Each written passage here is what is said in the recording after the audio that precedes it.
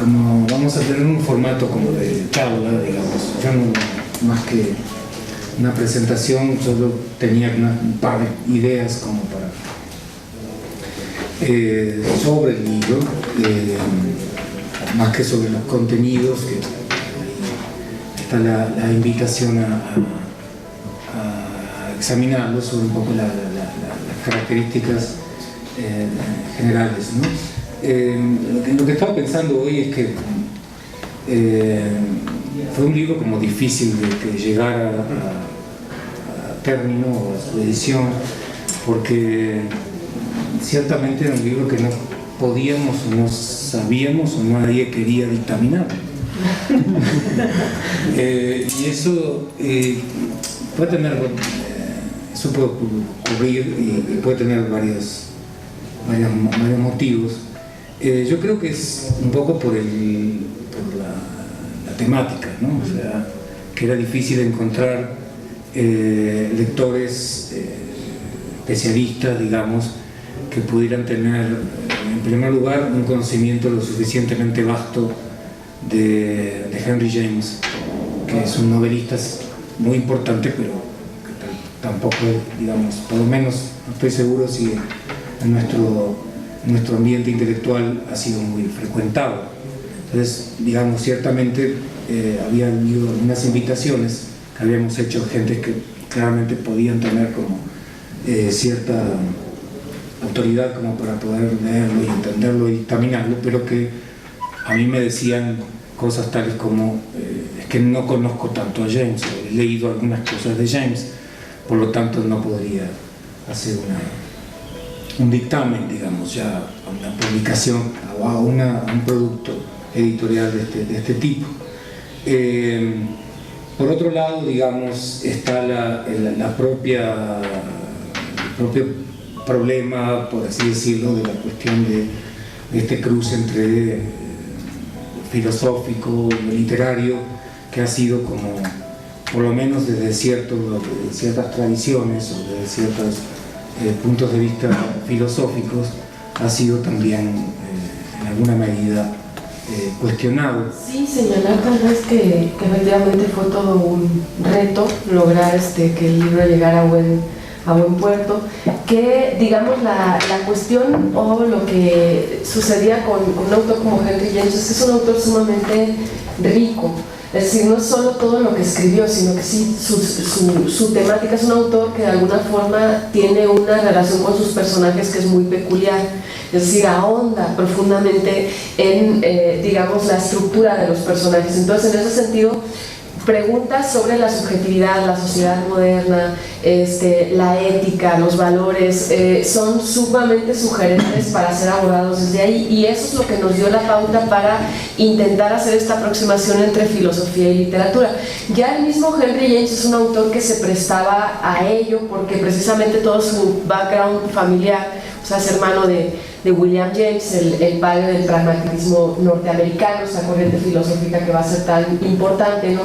Y bueno, en general la familia James era algo así como un viaje, ¿no? Entonces, sí, tenían de todo, ¿no? Entonces, el padre también formó parte de una iglesia que es precisamente la de Swedenborg, formó parte de la iglesia fundada por Swedenborg, que es este visionario al cual Kant critica justamente antes de iniciar toda su fase o su obra crítica. Entonces, bueno, había muchas vetas que implicaban esta relación entre filosofía y literatura, dentro incluso, esto es como coyuntural, pero incluso dentro de la misma obra de James, los mismos diálogos entre personajes, los dilemas que enfrentan, la misma construcción de la conciencia, porque es un autor que se fija mucho en cómo se construye la conciencia de los personajes, lo hacía como muy propicio para esta aproximación. Como dice Álvaro, Robert Pippin nos dio como la entrada. De hecho, hay uno de los ensayos que se presentan es una traducción de un artículo para mí buenísimo de Pippin en torno a una obra de William James, Lo que Macy sabía, que de alguna manera él es el primero que ve aquí una venda. Pippin es un profesor en la Universidad de Chicago de filosofía, con una amplia trayectoria en cuestiones de filosofía práctica y una persona pues muy consolidada en su campo, ¿no? Y él es el primero que hace un libro sobre Henry James, que se llama Henry James y el arte de la vida moderna, si mal no recuerdo. Henry James y la vida moral moderna. Y la vida moral moderna. Entonces, a partir de ahí intenta como analizar toda la cuestión filosófica de la ética y de la moral a partir, digamos, siguiendo los hitos que proporciona la obra de Henry James. Entonces, bueno, fue como una oportunidad para nosotros. De hecho, tuvimos a Pippin, nos permitió la traducción de este ensayo que forma parte de la compilación, y fue una oportunidad para nosotros para cada cual elegir una obra de William James y empezar a atreverse un poco a intentar esta aproximación filosófico-literaria en torno a ciertas preguntas o cuestionamientos que en ese entonces nos parecieron sumamente pertinentes, ¿no? Entonces por ahí fue como surgió todo este proyecto. Y a propósito de este motivo de la filosofía y literatura, me ha hecho pensar que este libro, en parte lo que muestra es el momento en el que la filosofía, por así decir, pone en suspenso la retórica de la gran relevancia teórica, ¿no? Es decir, los discursos filosóficos realmente parten de la presunción de que se bastan a sí mismos, ¿no? Y que lo que dicen es relevante teóricamente, y en esa relevancia fundan parte de su fuerza persuasiva. Entonces, claro, la pregunta que uno se puede plantear aquí es en qué consiste precisamente la significación filosófica de la obra de Henry James, ¿no? O sea, ¿dónde está ese margen donde enriquecer, por así decir, la reflexión filosófica? Entonces, un poco quizás el argumento que quisiera plantear es la relación específicamente con la psicología, ¿no? Y de hecho, no en vano, Henry James era hermano de William James, ¿no? Entonces, si de las grandes novelas, ¿no?, se suele decir que son capaces de encerrar una época dentro de sí, si hacemos una interpretación desde la perspectiva de la obra del hermano de William James, que es, digamos, el creador del primer manual científico, digamos, de psicología en Estados Unidos, ¿no?, los principios de psicología, aparece más bien que las novelas de Henry James encierran la especificidad de una personalidad o de una psicología, en el sentido de que las novelas de Henry James dan cuenta del patrimonio psicológico específico de una época, y que por tanto puede no perdurar en el tiempo y llegar hasta nuestros días, ¿no? La lectura que yo hago de James, que ciertamente tiene que ver con esta perspectiva en la que se hurga como en la personalidad humana, ¿no? O sea, en los caracteres de las personas, tiene que ver como con una función de la literatura que era la que Platón había propuesto en algún sentido negativamente cuando critica a los artistas en República, ¿no?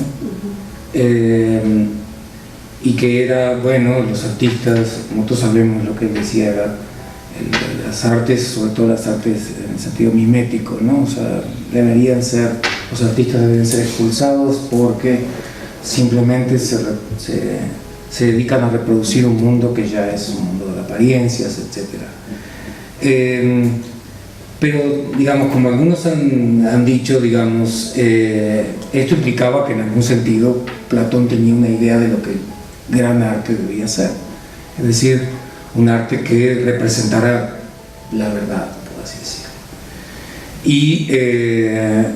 Y en el ensayo, en uno de los ensayos críticos de Henry James, que es un poco sobre lo que yo me centro en mi propia colaboración, que se llama El arte de la novela, él dice que la novela y la filosofía tienen cosas en común, y además pone otras dos cosas, también a las artes pictóricas, a la pintura, de la cual era un conocedor extraordinario, sobre todo de los retratistas, ¿sí? De los retratistas italianos. Tiziano era, creo que, su preferido. Y no es, digamos, casual que una de sus obras principales tenga por título El retrato de una dama, ¿no? Digamos, la importancia que le concede al retrato desde el punto de vista tanto de la producción pictórica como de lo que puede hacer una novela, ¿sí? Como retrato. Y en realidad sus novelas, no solo El retrato de una dama, muchas otras son retratos, ¿sí?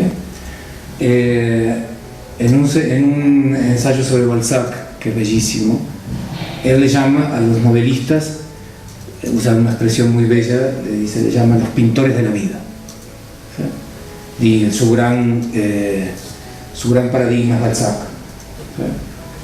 Y lo que dice allí es que estos pintores de la vida, y ahí uno recuerda esta relación que hace él entre novela, filosofía, pintura, incluso dice que hay algo también de la historia que comparten con la historia, y dice él que comparten con la historia en la medida en que en las novelas hay vida, ahí fluye la vida, dice, como en la propia historia de los seres humanos, en la historia de la humanidad. Y creo que lo que él está haciendo, consciente o inconscientemente, es esa idea positiva, digo yo, platónica, que puede encontrarse en algunos filósofos posteriores, que es la idea de que el gran arte, ¿no? La novela en este caso, representa la verdad de las cosas, la verdad del mundo y la verdad de los seres humanos. Pues una de las riquezas del libro es que tenemos ideas diferentes, ¿no? Entonces, yo no me centro tanto, mi interés en James no viene tanto acerca de lo que James dice acerca o sobre lo que él mismo está haciendo, sino más bien lo que yo puedo encontrar en James que quizá él mismo no ve. Es decir, cuando uno escribe algo, no necesariamente tiene todo el punto de vista sobre aquello que está escribiendo, por eso necesita a sus lectores que pueden vislumbrar de maneras diferentes lo que uno ha escrito. Ahí está como la riqueza y la grandeza de una obra, creo yo, ¿no? Entonces, a mí me interesó mucho, o sea, yo sí veo más en James, pero también tiene que ver con elecciones y miradas filosóficas a lo mejor distintas que no están tan centradas en una herencia platónica o en la idea de buscar una verdad. A mí me interesó más bien la idea de cómo se configura un yo efectivamente moderno. Y un yo que yo creo que, como bien has dicho tú también, ya no es, o está mutando, o no es tan así como lo era en la época de James. Entonces, en ese sentido, se complejiza mucho en la lectura de James lo que supone ser un sujeto moderno y lo que supone ser un sujeto que tiene conciencia, ¿no? Que tiene capacidad de reflexionar también sobre sus propias acciones y las acciones de los otros. Al mismo tiempo, esta idea tan presente en James, que también Pippin retrata muy bien, de que los sujetos se necesitan unos a otros para tener conciencia de sí mismos. Entonces Pippin sitúa, y a mí me parece que atinadamente en la obra de James, este énfasis en lo social, de las relaciones de poder que se establecen, sin los cuales no puede haber subjetividad. Entonces, todas estas maneras de encontrar algo que uno en filosofía cuesta un quebradero de cabeza encontrar, o sea, si es primero sujeto, luego el objeto, luego la sociedad, luego cómo te entra todo eso, digamos, encontrar algo que ahí sí, como diría Álvaro, está casi pintado, ¿no? Casi todos esos procesos, casi es sumamente rico, ¿no? La idea de poder ver ahí en escenas, operando, aquello que tú has intentado pensar de manera mucho más abstracta y que realmente no lograbas como que tuviera carne, ¿no? Entonces eso yo creo que hace la persuasión de Pippin muy, digo, de Henry James muy interesante, ¿no? Yo quizá añadiría, bueno, las novelas de Henry James realmente se presentan, esa es un poco la fórmula, como en paradigmas de la novela psicológica objetiva, ¿no? Parece que es una contradicción entre los términos, ¿no? Que es psicológico y que al mismo tiempo sea objetivo. Pero quizá una nota muy distintiva de la obra literaria de James es que parte de la carga dramática justamente la vincula a esa dimensión psicológica, ¿no? O sea, en ese sentido parece que es una especie de reocupación del motivo clásico del carácter y el destino, ¿no? O sea, es decir, la dimensión psicológica y las dificultades morales, ¿no? En esa dimensión psicológica es la que luego, en muchos casos, desencadena, ¿no? todo el drama. Hay una cita del propio Henry James en la que resume una de sus novelas, que es Daisy Miller.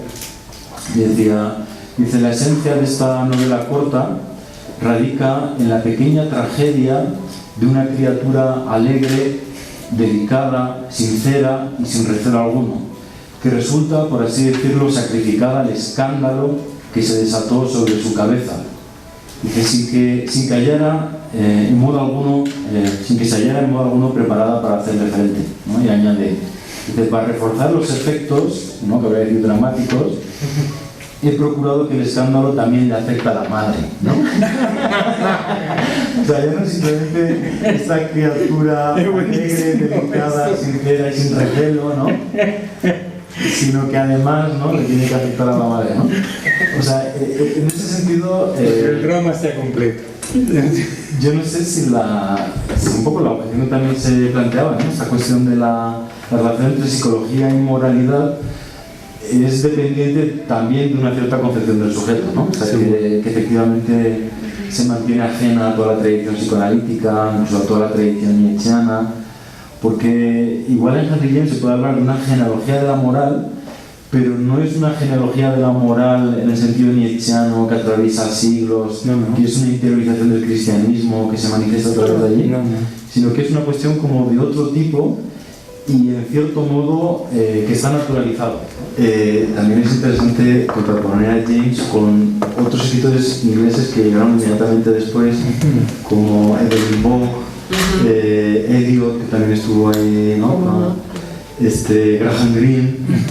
Entonces, todos ellos de alguna manera tenían en común la idea de que esa decadencia era sobrevenida por una experiencia de religiosidad, ¿no? Es decir, la desaparición del cristianismo, la laicización de la sociedad, del mundo, inducía esa decadencia. Y de hecho es curioso, cuando Graham Greene vino a México y escribió dos novelas, ¿no?, a propósito de México, quizá la más famosa es esta de Carretera sin ley, donde el tema de su novela era las guerras cristeras, ¿no? Entonces Graham Greene venía a decir, en realidad lo que está pasando en México es que hay una especie de pugna entre ese movimiento de laicización de Elías Calles, ¿no?, que quiere hacer un estado aconfesional, frente a esa lucha digamos popular, vinculada a la Iglesia, que quiere defender el cristianismo, ¿no? Entonces, entre esas dos luchas es donde Graham Greene veía que se había producido el drama, digamos, de la subsiguiente a la Revolución Mexicana. Pero hasta donde yo sé, en Henry James esta cuestión de la religión no está presente, ¿no?, en absoluto. Es decir, yo sostengo, sí, sus cualidades psicológicas, pero creo que ante todo sus cualidades morales. Creo que una gran parte, si no toda la obra de James encierra una preocupación ética fundamental, ¿sí? Y una preocupación en ese sentido, en el sentido de la posibilidad de poder representar, ¿sí?, como según él lo hacen los retratos, las cualidades morales de las personas. En mi ensayo yo cito la pequeña novela titulada El Mentiroso, en la que hay un señor que es un militar, no sé si es casual, pero es un militar, que es un mentiroso consumado, miente sobre absolutamente casi todas las cosas. Y hay un señor que es un pintor, un artista plástico, que le hace un retrato, y lo que se propone retratar es precisamente esa cualidad, de ser un mentiroso, y finalmente exponerle el retrato a la esposa del señor, del capitán, y mostrarle, enseñarle lo mentiroso que es su esposo. ¿Sí? Entonces, claro, uno se plantea cómo es posible que en una pintura se puedan representar las cualidades morales de las gentes. Pero esa es la analogía, y ese es creo yo que ese es uno de los leitmotivs de James, ¿no? Como de representar el mundo moral, digamos, el mundo moral humano, ¿sí?